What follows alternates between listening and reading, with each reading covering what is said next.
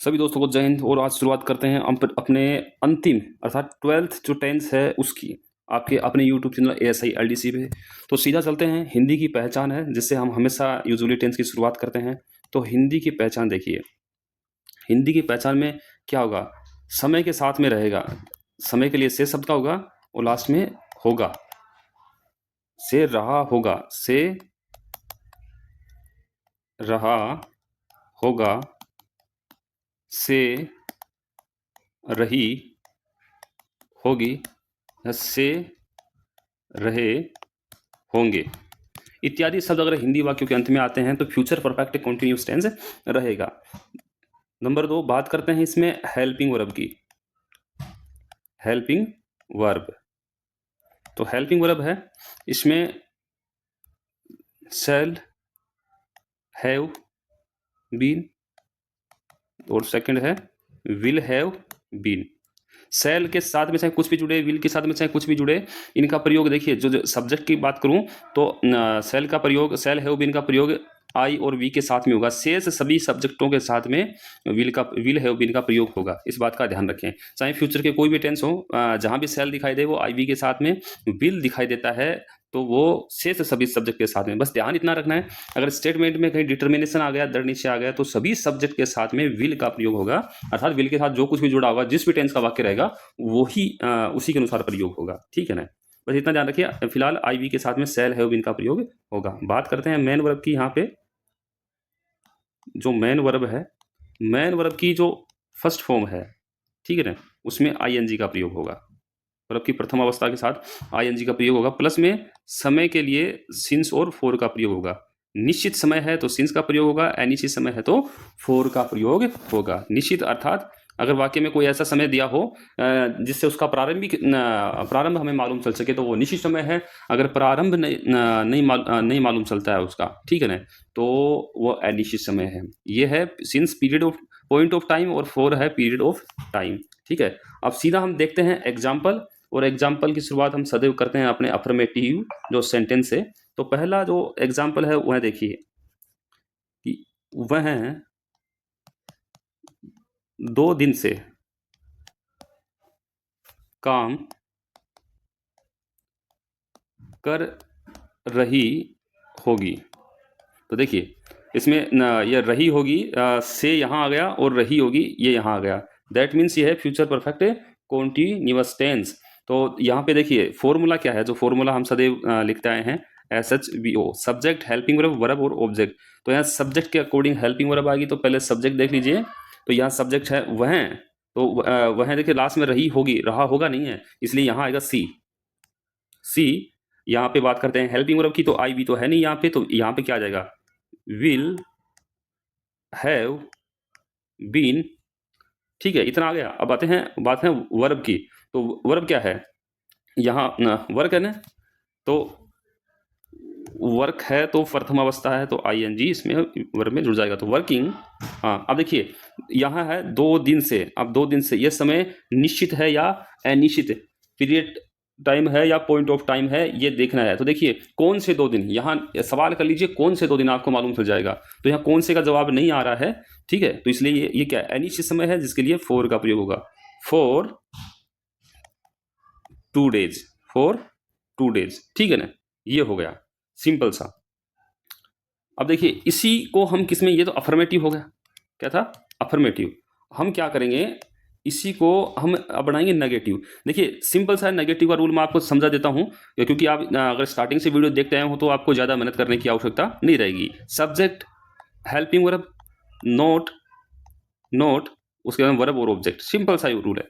लेकिन मैंने ये आपको ये समझाया था कि अगर हेल्पिंग वर्ब है जो HV है, HV के अंदर जैसे ये विल हैव बीन है,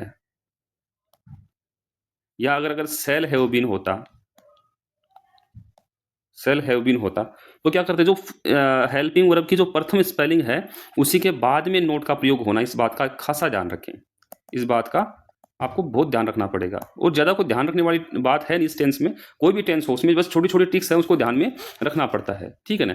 यह है नेगेटिव बनाते समय। अगर वाक्य क्या हो, वाक्य इंट्रोगेटिव और नेगेटिव हो, वाक्य इंट्रोगेटिव और अगर नेगेटिव हो तो क्या करना है। तो देखिए ये सब्जेक्ट है, ठीक है, मैं इसी टेंस की बात करता हूँ। तो जो जो फर्स्ट पार्ट है एचवी का वो पहले आ जाएगा, चाहे वो विल हो या शैल हो। मान लीजिए विल यहाँ आईवी नहीं है तो विल आ जाएगा, ठीक है ना। इस सब्जेक्ट के तुरंत बाद नोट आएगा और नोट के बाद में बचा हुआ पार्ट है हैव बीन। बचा हुआ पार्ट क्या है? हैव बीन, हैव बीन, ये आएगा। इस स्ट्रक्चर को आपको ध्यान में रखना पड़ेगा, क्योंकि हम पढ़ते आए हैं फॉर्मूला कि हेल्पिंग वर्ब, सब्जेक्ट, वर्ब और ऑब्जेक्ट, ये किसका है? ये इंट्रोगेटिव एंड नेगेटिव का फॉर्मूला है। तो सब्जेक्ट के बाद में एच होती है, उसका फर्स्ट पार्ट आएगा, सब्जेक्ट के तुरंत बाद में नोट आएगा और शेष पार्ट है जो एच का उस नोट के बाद में आएगा। इतना आपको ध्यान रखना है, ठीक है ना। तो चलो मैं आपको सीधा इसी का वो बना देता हूं आपको, इंट्रोगेटिव और नेगेटिव। वो अगर वो आपने सीख लिया तो आप सारे बना दोगे। देखिए इसी को मैं इंग्लिश में लिखता हूं, यहां पे देख लेते हैं, 1 सेकेंड। देखिए यहाँ पे अगर इसका नेगेटिव बनाना होता तो क्या करते हैं? सी विल, यहाँ पे नोट लग जाता, बस इतना ही फर्क था, यहाँ पे नोट लग जाता, ठीक है ना। और इसी का इंट्रोगेटिव बनाना था तो ये विल यहाँ पे चला जाता, यहाँ पे विल सी और हैव बीन और लास्ट में क्वेश्चन मार्क आ जाता, बस इतना सा फर्क था। अब देखिए मैं आपको इसको बना के बताता हूँ इंट्रोगेटिव एंड नेगेटिव में, क्योंकि ये सबसे हेवी वो स्ट्रक्चर है, इसको आपने बनाना सीख लिया तो आप जो अपना अफर्मेटिव, नेगेटिव, इंट्रोगेटिव और नेगेटिव सब बनाना सीख लोगे आप। तो इसमें सबसे पहले सब्जेक्ट के अकॉर्डिंग एच आएगी, तो एच का पहला पार्ट आ जाएगा विल। यहाँ पे देखिए ये हिंदी का वाक्य क्या कैसा होता है, यहाँ क्या लग जाता? क्या मैं 2 दिन से काम, यहाँ आता नहीं, यहाँ आता नहीं, नहीं कर रही है लास्ट में क्वेश्चन मार्क। ये इंट्रोगेटिव और नेगेटिव का हिंदी का वाक्य है। अब इसका इंग्लिश ट्रांसलेशन देखिए, विल सी, यहाँ सब्जेक्ट आ गया, सॉरी एच आ गई, अकॉर्डिंग टू सब्जेक्ट, सब्जेक्ट आ गया।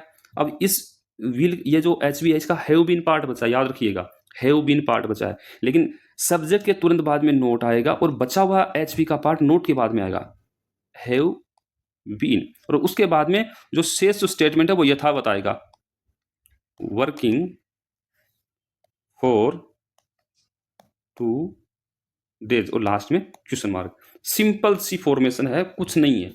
यही आपको इसमें जो बात बताने वाली थी, समझाने वाली थी, वो मैंने आपको बताई है, ठीक है ना। अभी आपकी बारी है, मैं आपको देता हूं एक होमवर्क आपका, जो मैं हमेशा हर टेंस में देता आया हूं। होमवर्क ये है आपका, मैं हिंदी का एक वाक्य लिख रहा हूं जिसको आपको ट्रांसलेट करना पड़ेगा। तुम सुबह से भूगोल विषय पढ़ रहे होगे। मैंने इसको लिखा है अफर्मेटिव में, तो आपको अफर्मेटिव में ट्रांसलेट करना है, उसके बाद में नेगेटिव में ट्रांसलेट करना है, और उसके बाद में अफर्मेटिव, और अंतिम है अफर्मेटिव नहीं, इंट्रोगेटिव। ये इंट्रोगेटिव और इंट्रोगेटिव एंड नेगेटिव, इसमें आपको ट्रांसलेट करना है। अगर आपने सही तरीके से इसका ट्रांसलेशन कर लिया तो मैं बता रहा हूं कि आप ऐसे मानिए कि ASI LDC में आप सफलता के बड़े नज़दीक हैं, क्योंकि इसके अंदर सबसे जो कमज़ोर पक्ष होता है वो इंग्लिश ही होता है। और आपने अगर ये 12th टेंस है, ये लगातार आप देख रहे हो, तो ऐसे मान लीजिए कि आपने 25% कम से कम जो इंग्लिश का जो ग्रामर है वो कंप्लीट कर लिया है। अगर आपको वीडियो अच्छा लग रहा है तो वीडियो को आपको लाइक करना है, दोस्तों तक शेयर भी करना है, और वीडियो जो के बारे में जो राय है, कुछ भी आपकी प्रॉब्लम है, तो आपको कमेंट बॉक्स में क्या करना है, उसको ड्रॉप कर देना है, ठीक है ना। और अपना जो टेलीग्राम चैनल है उसको क्या करना है, ज्वाइन कर लेना है अगर नहीं किया तो, क्योंकि छोटी मोटी अपडेट वहाँ अपनी आती रहती है। चलिए मिलेंगे इंग्लिश ग्रामर के एक नए टॉपिक के साथ में, जो आपके लिए सबसे इम्पोर्टेंट रहेगा, उसी की हम शुरुआत करेंगे। तब तक जय हिंद, जय भारत।